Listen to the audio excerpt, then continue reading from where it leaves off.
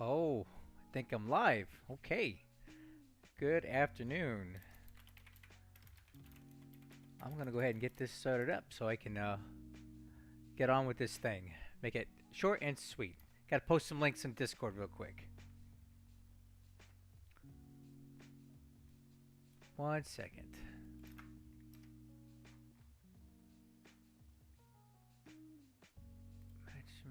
Let's see. Where do I post these things? I like to post links on all the Discord servers that are into this sort of thing, so people can join in if they want to. Okay, I think we got it. All right. Hello, everybody. I'm Ilkin Hayden, and this is the Macho versus Hayden campaign, Scenario 1. We're on December 25th, 1941. Turn 19. So, with the new format of videos that I've been doing, I'm showing a lot less of the Intel screen and showing a lot less stuff going on the map. So, I'm going to use these live streams when I do them every now and then to go over important information. So, I think today we'll start with tracker. Kind of want to go over some information here. So, this is the line we're on right now. It may or may not be easy for you guys to see, but we're on this line here. So we are currently at a 1.474 to 1 ratio. So he's still in the lead. But as you can see looking at this chart here, we've been chipping away at his lead every single turn. Yesterday was our day one attack of Manila. It didn't go so great, but I think we can get him today or the next turn. One thing I do want to draw your attention to is this very large point swing here, okay? 731 points. We did not earn those points. He just lost them, okay? We didn't take any bases worth a lot, anything like that. But when you see a big points drop in allied victory points, and that's typically telling you that one of his bases that has a lot of victory point value has run low on supply. So once he resolves that supply issue, this may shoot back up a bit. Because I haven't taken any bases that would give me that many points in a turn. So I'm not going to get too excited about that just yet. All right, let's take a look at industry and how we're doing with that here. So taking a look at the industry tab, I like to look at the chart first. And as you can see currently, we have a slight increase in resources. So we're making 1,365 resources more than we need to produce everything we need to produce every day, which is really not, it's kind of breaking even, right? Oil, we're running at 8,100 oil deficit. So that means we need to capture 811 more oil facilities just to break even on the oil. And then we'd have to transport that back to Japan, which obviously is the whole reason why we're waging this war. Okay, currently we're producing 25,000 supply per day between the oil and the heavy and the light industry. Okay, most of that is getting gobbled up though by industry expansions in Japan. We're running a slight surplus of heavy industry points every day, even with running all of the industry that we're running. But remember, 20,000 of that at the first of every month gets eaten up by this pilot training pool. So we don't make a whole lot of heavy industry points right out of the gate. All right, next let's take a look at this tab, which is to me the most important tab in here. And that is the oil and resources tab. So currently, and this is broken down by region, right? So obviously we have a lot of possessions, not just mainland Japan, but this is the one that I look at the most because this is the home islands, right? And this is telling us that we have 2.6 million barrels or whatever units of oil that you want to call that. And at the current rate of usage, just on the home islands alone, we're burning up 7,800 tons, or if you want to call it tons of oil a day, which means in 340 days, if we don't rectify this, the home islands will be completely exhausted of oil. So this is why we need to do what we're doing. We need to capture this oil and get it back to the home islands. We're hardly bringing any in to offset that. Resources, right? We have 4.4 million tons of resources stored in Japan. We produce 157, but we use 239 every day. This is just on the home islands. So that means that we're running a deficit of 79,000 per day, which means in 52 days, if we don't fix this, Japan will run out of resources. That's even more critical than the oil. I'm trying to resolve that right now, um, but it takes time to get this logistical train set up. So this is actually a little more concerning than the rest. Overall, in the kingdom or the empire, we make more than we need, but most of those aren't where we need them. We have to transport them back. So that's why we're running all these convoys that we're running to fix this. 52 days and we're out of resources if we don't do anything else to fix it. All right. Um, Now let's take a look at our shipbuilding. Well, next I want to go into reinforcements, and we'll start with ship production. And I like to use Tracker because it is better at tracking this stuff than the game is inside. So I like to sort it by date of arrival. And let's see what we got coming up in the next month. All right. We got a sub chaser, an armed merchant cruiser, a sub tender, a Toho class cargo ship, a couple. These are mini subs, another sub chaser, and then this is a good one, the Shoho. We're accelerating that right now, and that will be available on January 2nd, and we really need it. So, the sooner we get that, the better, because we're really short on carriers right now. Looking a little bit further, we get mostly sub chasers and inconsequential ships coming up until basically late February when we start getting some subs and the Unyo, which is another Taiyo class escort carrier.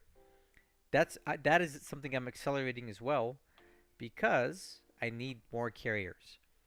So right now, if we take a look at our merchant shipbuilding points, we actually are running a what is this? I keep forgetting the word. It's a surplus of 260 points a day. So what I want to do here is looking at some of these merchant shipyard ships that we can spend some of this excess points on because might as well use them up, right? We have a lot of pool and we need them. So let's take a look and see what we got coming down the pipe that we really need.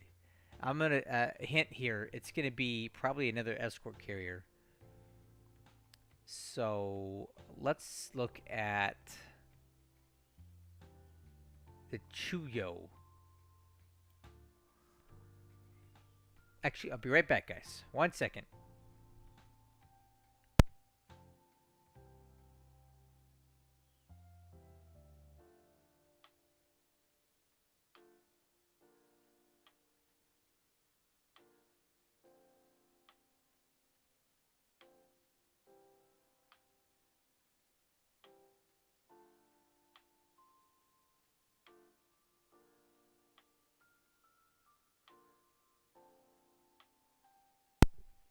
Okay, I'm back. So this is another escort carrier. Looks like it's coming in November, which is quite a ways out. But I have so many excess merchant ship points. Let's take a look at what happened if we would accelerate it. Okay, that basically doubles our usage of that. But if we take a look at this here, it moves up the arrival of that carrier from November 22nd to June 1942. I kind of like that. So I think I'm going to go ahead and leave that as is. Might as well get it a bit sooner. And let's see if there's anything else that we need on the merchant shipyard side of the house that makes sense to accelerate. Because we have the excess, right?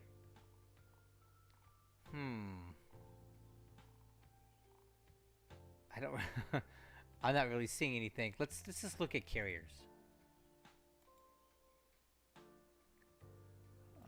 The Kaio, December 1943. I don't think that's worth it yet. All right, so we'll just leave it at that. We got 2 carriers accelerating. We'll leave it at that. That's probably the best we're gonna do, and we'll just have we'll just have a surplus of merchant ship building.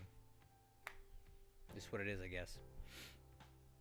Okay, so we're done with ships. Let's take a look now at our reinforcements for the ground, because I feel like I don't have enough troops right now.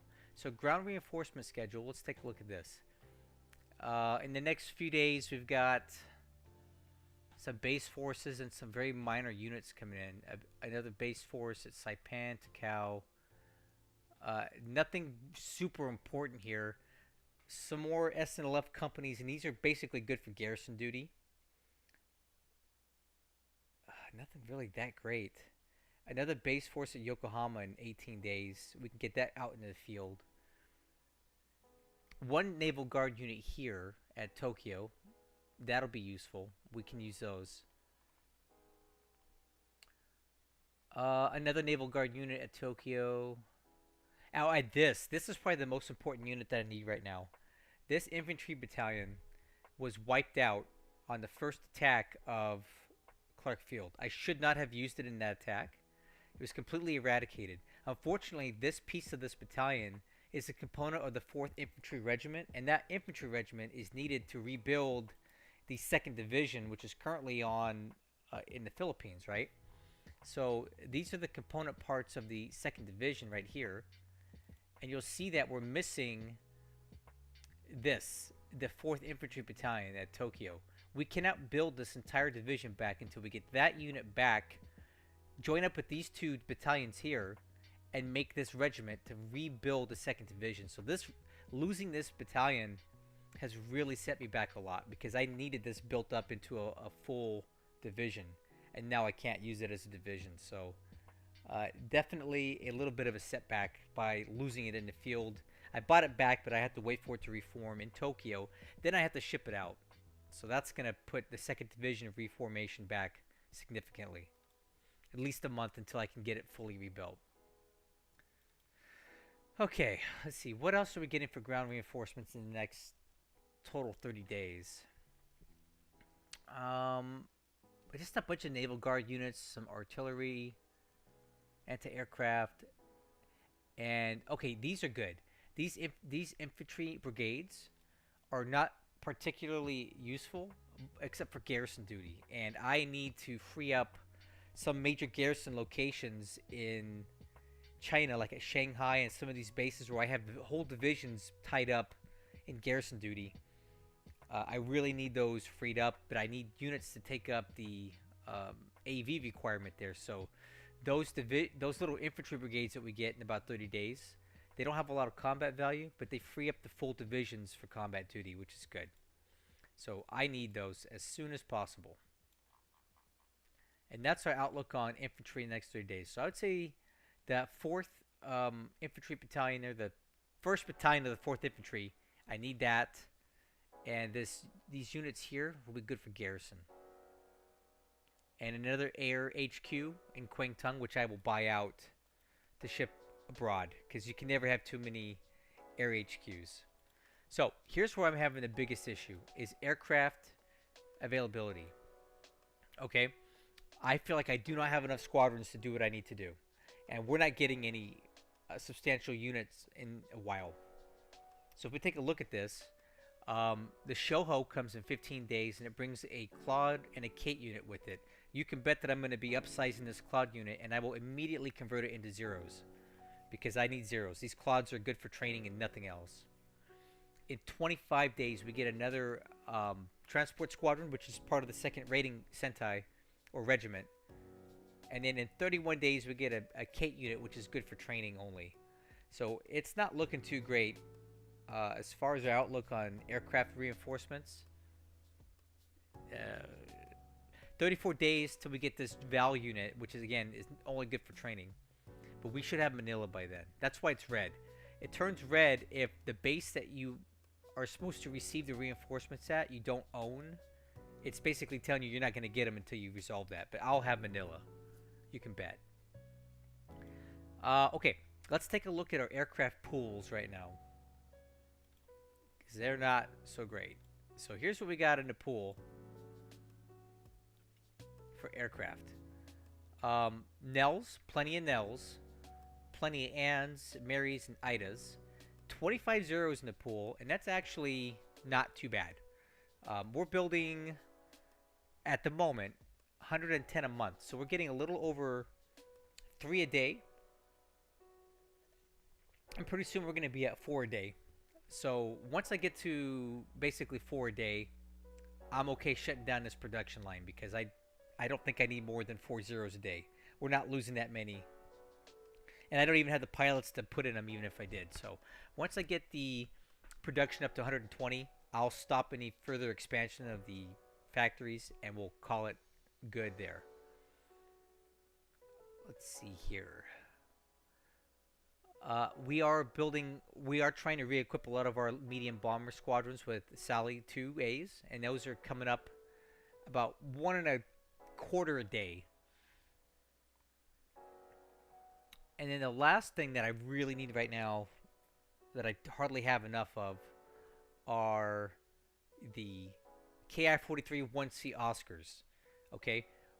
I need way more of these because I would say the better half of my Army fighter squadrons are still in Nates, and the Nates are just no good. They don't have any range, they don't have any guns, they're slow.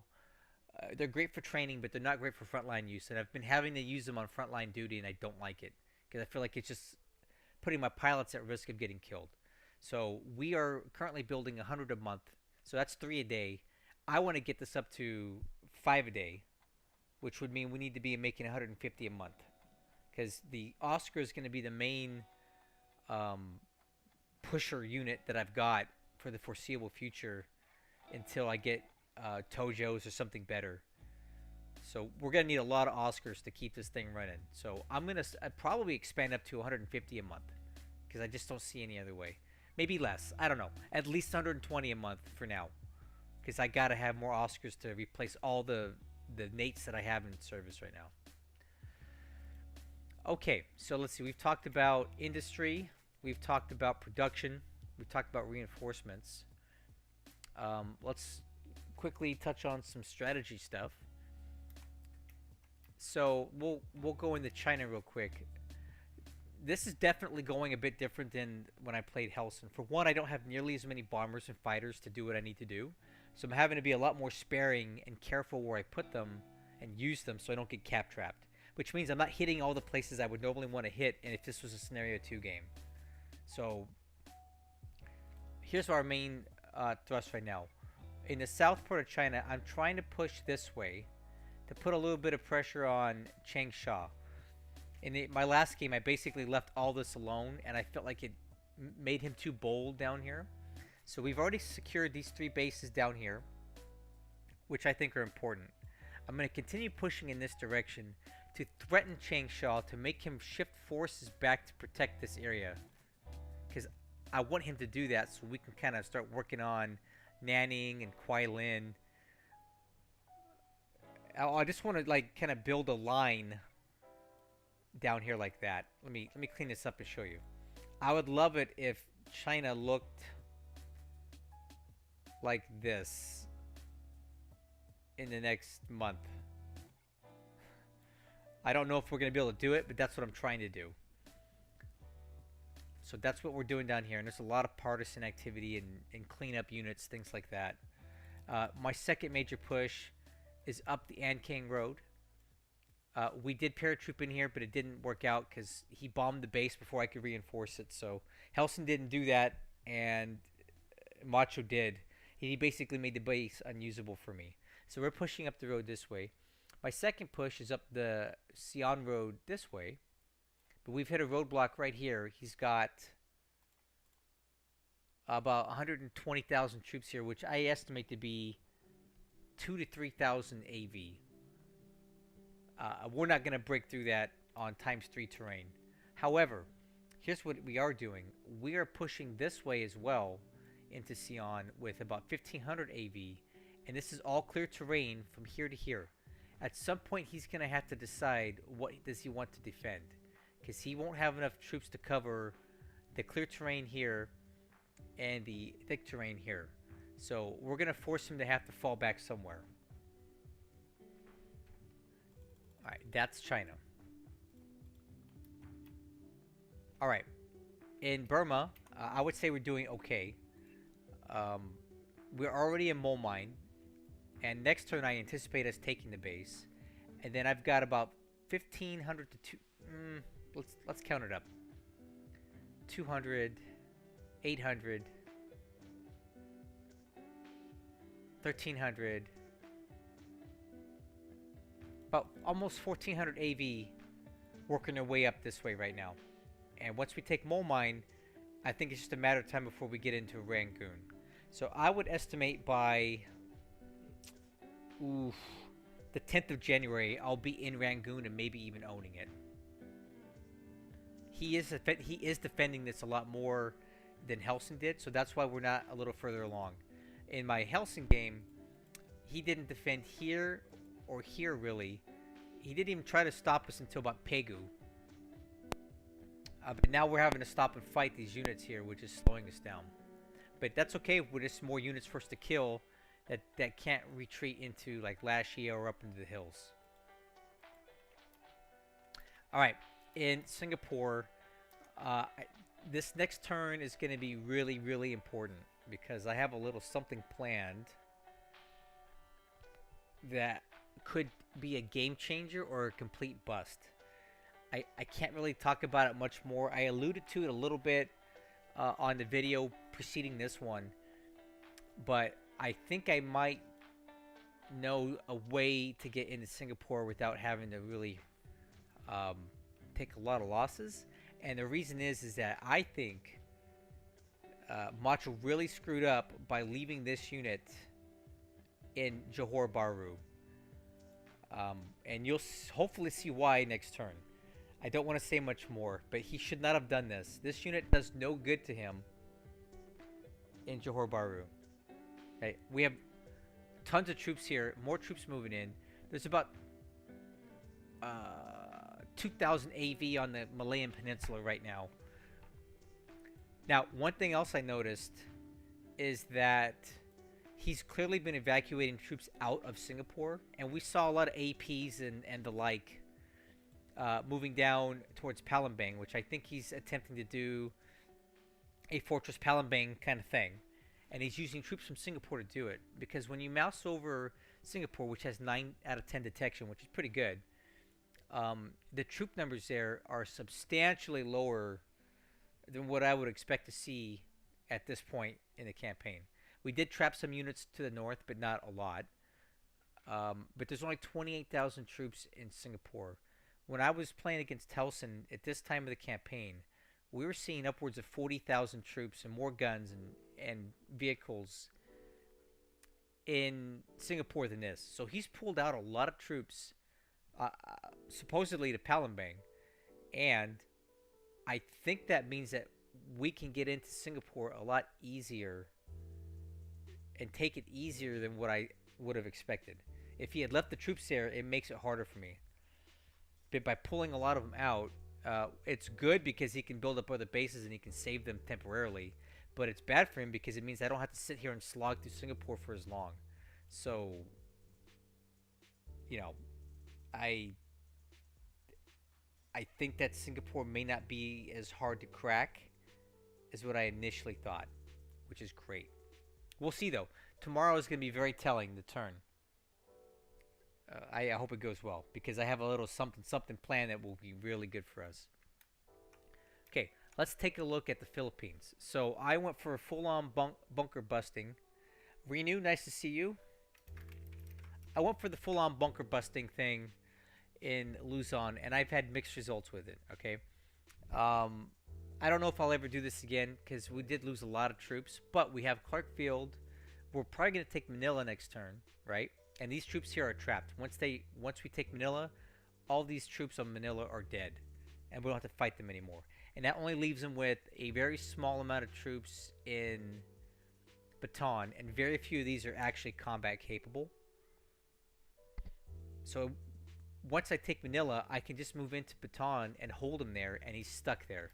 And then we can do our our slow attrition war with him there with a much smaller unit than we would normally need if he was in Clark Field en masse.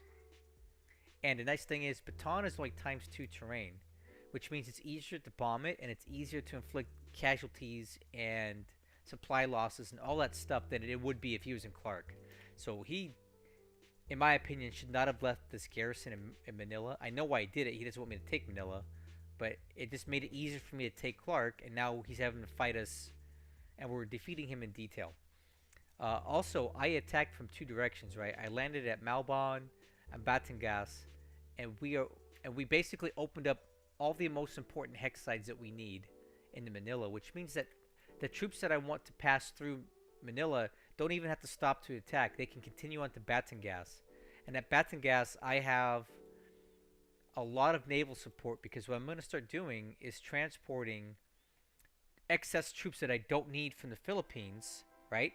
I've already got a bunch of ships here. I've got a bunch of naval support, and we're going to sail them out over to Malaya quickly. And I'm already in the process of moving troops that aren't absolutely necessary for the capture of Manila down to Batangas. And by next turn, I'll be able to start shipping them out on amphibious task forces. And I've already done all the prep work we need to make this base viable for that. I got plenty of fuel. I got tons of ships. I've got I got everything.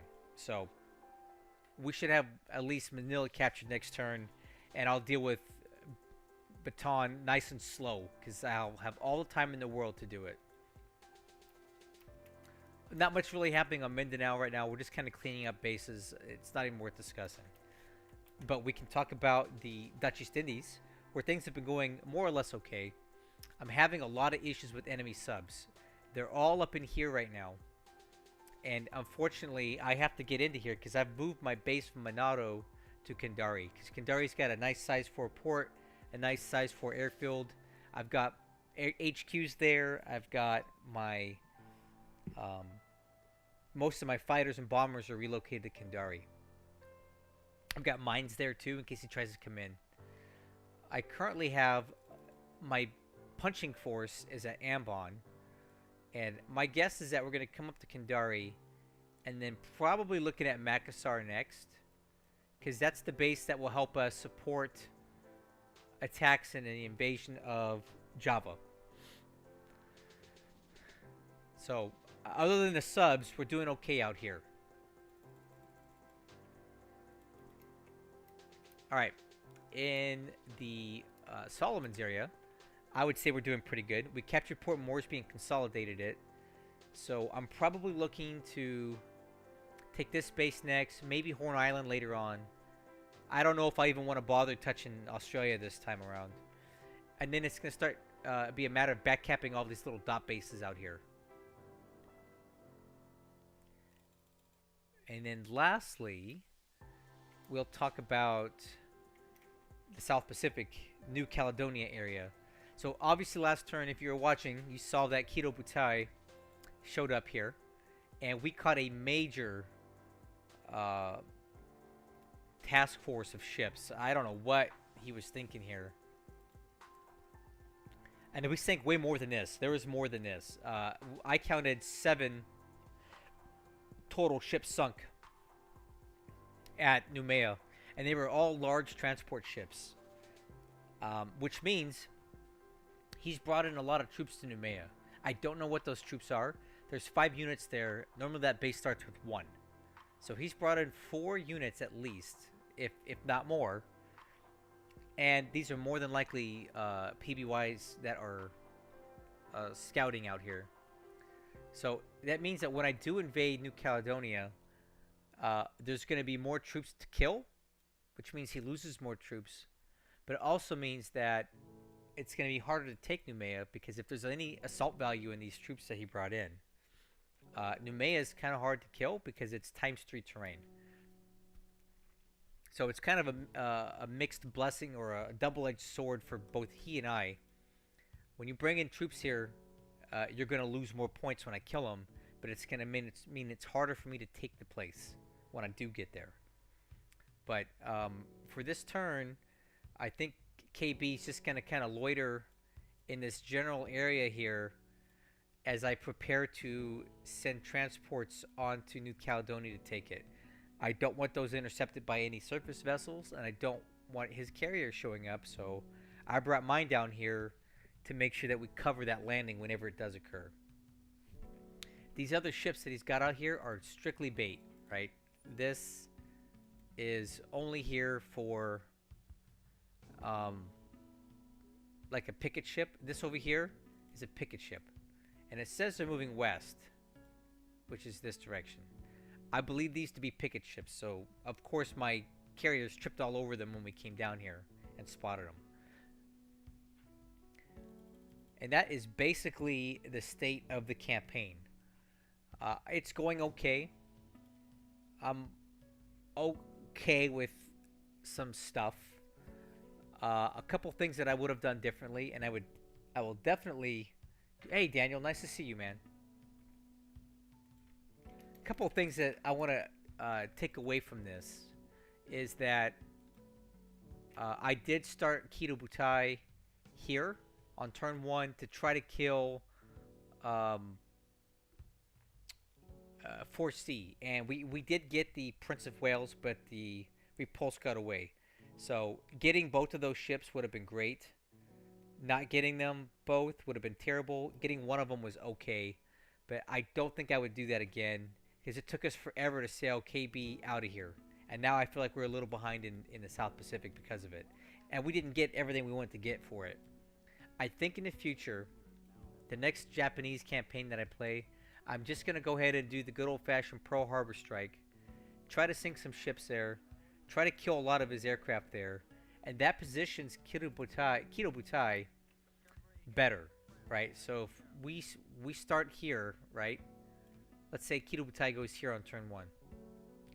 And we engage Pearl. That means that I can quickly start sailing for South Pacific, right? And we can get there a lot faster.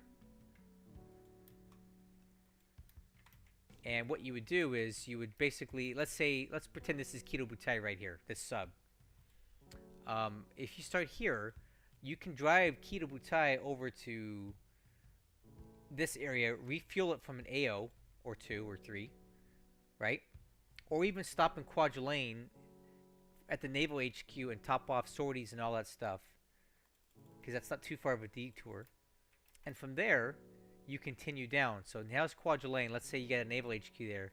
Then you can immediately get down into here and support Rabaul, Port Moresby, New Caledonia. If you want to strap bomb Australia,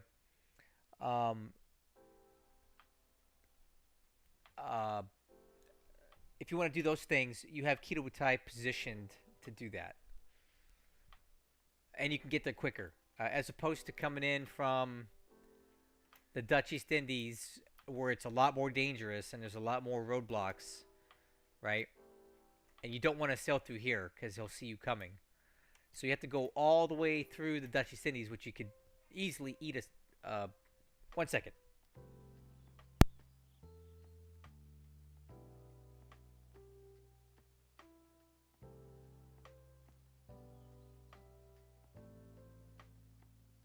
Okay. So what I was saying was that coming through here, it's by the grace of you-know-what that we didn't eat a sub-torpedo or anything like that. And I had to stop and truck and then come all the way down. And it took longer than if I had just come from Pearl, because we're already kind of in the area. So I think that's what I want to do in the future. Additionally,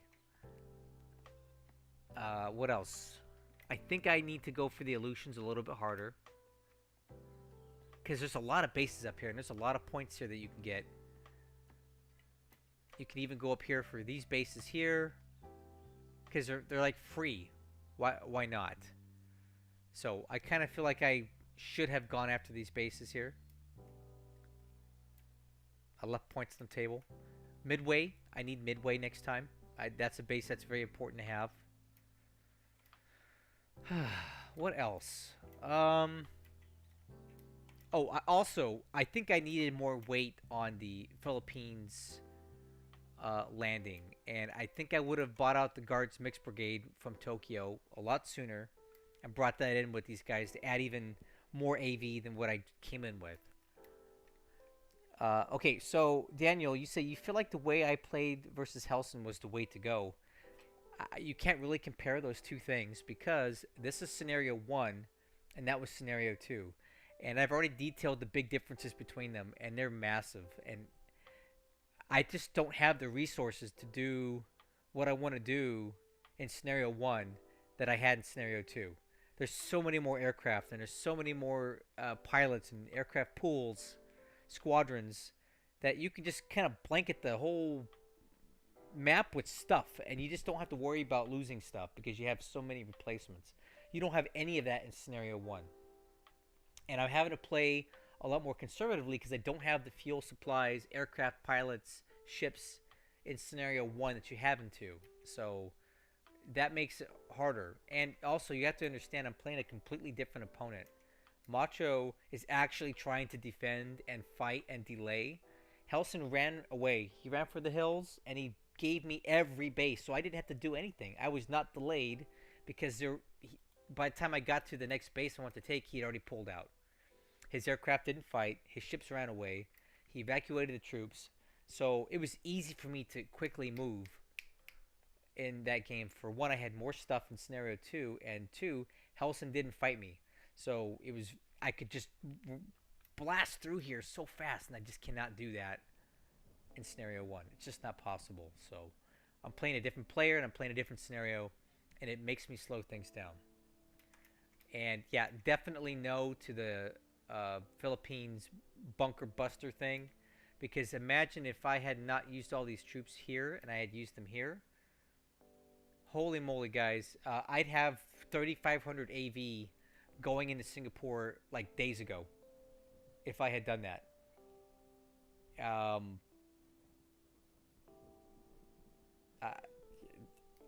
I have half of my all available troops are here, and it's better if they're here, because the faster you take Singapore means that you can branch out and quickly conquer this and go up to Rangoon or go into India if that's what you want to do.